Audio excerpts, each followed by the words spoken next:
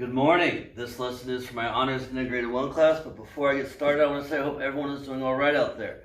We have 3 goals today, and I don't remember what lesson this is. It might be 15.3, 15.4, but I'll title it correctly in the title. But we do have 3 goals. That was such a smooth transition. Our first goal is to review percent. That's the symbol for percent. Our second goal is to look at scenarios related to percent. And our third goal is to create exponential equations that involve percent. So let's just go ahead and talk about our first goal. Percent, or the symbol percent, literally translates to per 100. Cent being a short version of the word century, meaning 100 years, is how we understand it. But percent literally means per 100. So 5% is 5 per 100, which would be the fraction 5 over 100. If you plug 5 over 100 into your calculator, you would get the value 0.05. Conversely, which is a real fancy way to say it backwards, meaning I went from percent to a decimal. Here I'm starting out with a decimal. I can go from a decimal to percent, so 0.22 is 22%. So I want to explain how to bounce back and forth between percent and the decimal, and percent. So to go from percent to decimal, move the decimal 2 places to the left. All right, so let's see, from percent to the decimal, move the decimal 2 places to the left. So my decimal would be right here because there's no decimal, so it always goes to the right of the number, and I move it to the left. 1, 2, there's my new decimal. Since I have an empty spot here, I put in a 0, and there's my decimal value going from percent to a decimal. Yeah, it went to the left. Okay, good.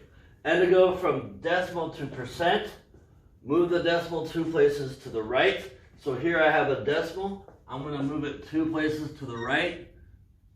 And now I have 22%. I don't need to write the decimal here, but I could if I want. Okay?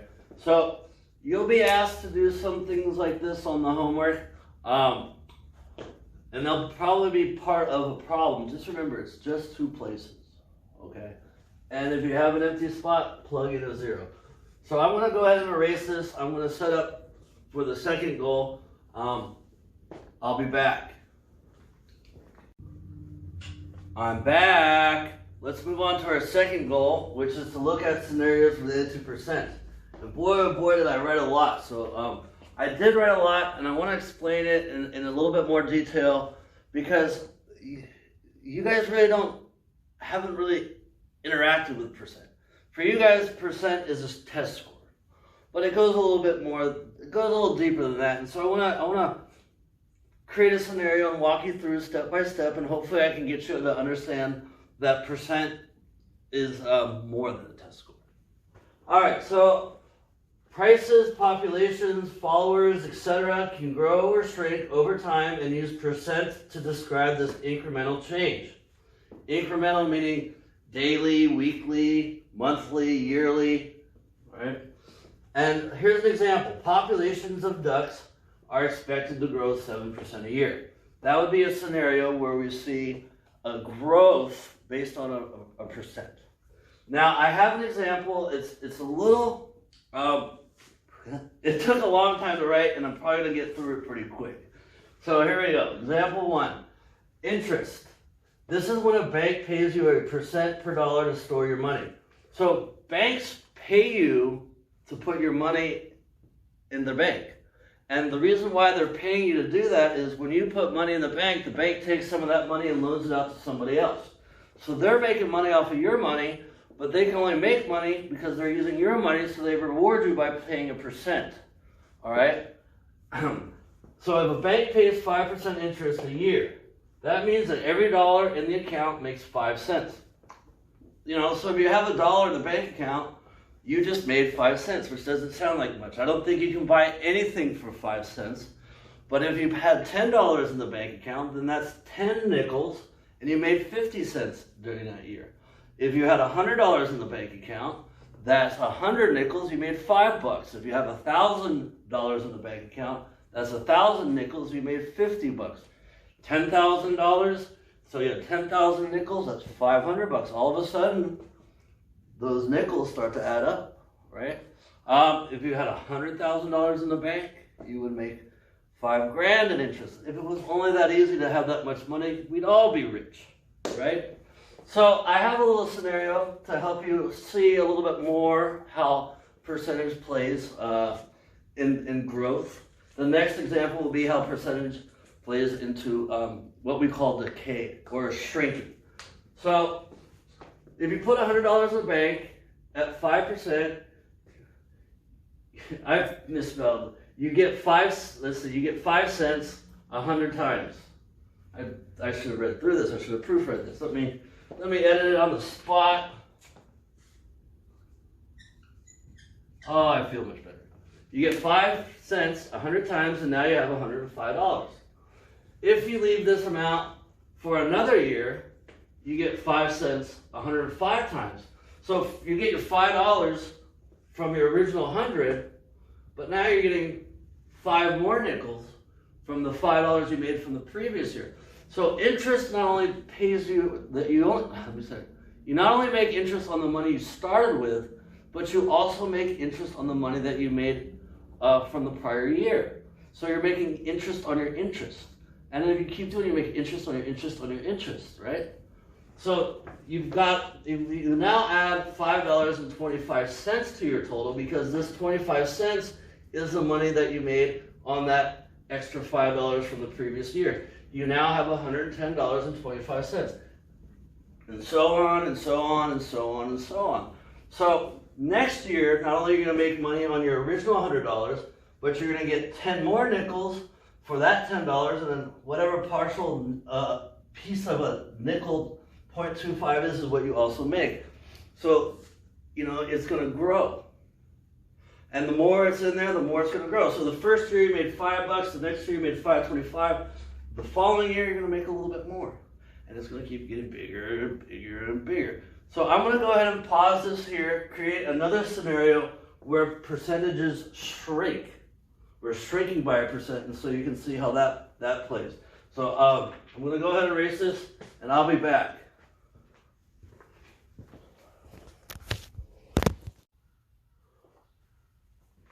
I'm back again. I'm going to be back maybe at least one more time. I'm not on to the third goal yet. We're still in the second goal. And it's continued. Now this goal, we look at how percents make things shrink. Okay? And so let's say you have $100 to invest, but you lose 10% a day. You're like me. I'm not very good at it. So I'm still working. We lose 10% a day. So the first day, every dollar loses 10 cents. This happens 100 times because you invested $100. So you lost 10 bucks, and now you're left with $90. Again, on the second day, you lose 10%. Every dollar loses 10 cents. This happens 90 times, so you lost $9 and are left with $81. And so on and so on and so on. I want to point something out that might kind of slid by us.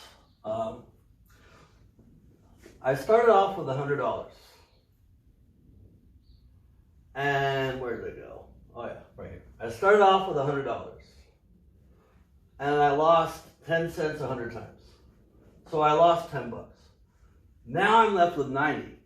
Even though I'm losing the same amounts, 10%, I'm taking 10% of a smaller number. So it makes sense that I'm actually losing less money. Where is it? Losing less money than I did, but it's at the same rate, right? Because the pool got smaller, that means that I'm technically losing less money because it was $9, but I'm also technically losing the same amount of money because it was 10%. So I wanted to go through a couple scenarios where we were growing with a percentage or growing by a percentage, and I also wanted to go through a scenario where we were losing by a percentage, because I'm going to tie these ideas together to exponential equations and come up with a storyline here that connects all the ideas for this unit. So I'm going to go ahead and erase all of this, come back, hopefully one more time. I'm getting a little tired of saying I'll be back and back, all right? But let me erase this, and I'll be back. I'm back for the last time, I hope. This is the first time I've had to come back 3 times. This is the fourth part of this video. Anyways, we're moving on to the third part of our goal, which is to create exponential equations that involve percent. Now, remember we had our first example from the bank interest example, and we were making 5% starting with $100. So we started with $100, and then at the end of our first year, we had $105, and at the end of our second year, we had $110.25.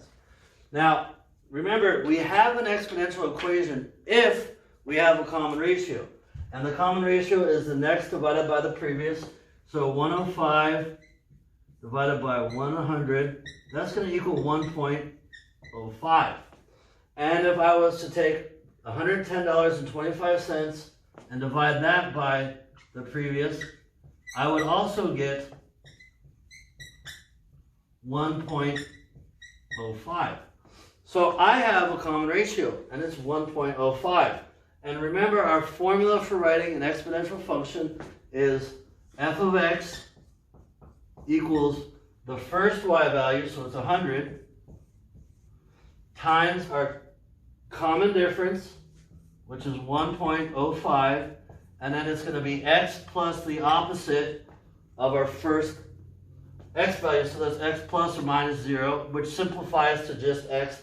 So the equation that represents making 5% per year, starting off with $100, is f of x equals 100 times 1.05 to the x power. Now, this all goes back to me having a big spoon number. That's why this was the first lesson in this whole section. It all goes back to knowing what kind of number you have, because once you know what kind of number you have, you know what behavior you have. So by me looking at this equation and knowing that I have a number that I'm multiplying over and over again that's larger than 1, I know that my values are going to keep getting larger. All right? So we're seeing that exponential equations that deal with, or we're seeing that situations that deal with percent are in fact exponential equations. Let's look at our second example from earlier when we were investing, losing 10% a day starting with $100. You're investing like I do, right? So again, let's see if this thing has a common ratio. So the next term divided by the previous, 90 divided by 100, that's 0.9. The next divided by the previous, 81 divided by 90, that's also going to be 0.9. I have a common ratio, so that means that this table represents a geometric pattern, or it's exponential. So again, once I know that I have a geometric pattern, I can write my equation that represents this table. And just like over there, it's f of x equals the first value times my common difference, which is 0.9, to the x plus the opposite, to the x power plus the opposite of the first x. So since it's just 0, as we saw over there, I can just write an x. Right? So I wanted to develop this whole section to get to these two specific examples that all led to these. So let me talk about real quick our formula for writing exponential equations for a percent situation. If we have growth, which means that I'm multiplying by a number larger than 1. And I know that I have growth because it's growing. If you're making interest, you're getting more. Or a population is growing, right? Or anything that's growing, right? That will be a growth model. And the equation is f of x equals the starting value times 1 plus the percent as a decimal. 5% as a decimal is 0.05. $1 plus 5 cents is 105. That is how I write my multiplier, and then it's to the x power. So starting value times 1 plus the percent as a decimal to the power x. Now if I have decay, decay means that you're losing money, losing population, losing fall, or whatever. Again, it's f of x equals the starting value, but now it's 1 minus the percent as a decimal. So this guy is losing 10%. 10% as a decimal is 0.10, like a dime. So if you have $1 and you lose a dime, then you have 90 cents. So if I make it look like this, now it looks more monetary, like money, and hopefully it makes a little bit more sense how to find that. and again, it's to the x power. And I didn't point this out, but I do want to point this out. Just by looking at this problem, I know that I'm going to keep getting smaller results because my multiplier is between 0 and 1. So the more that I multiply by that number, the smaller and the smaller the results are going to get. So hopefully this lesson was good enough to get you to understand how to write exponential equations that involve percent. So I'm going to go ahead and end it here. I hope everybody has a good day. Bye-bye.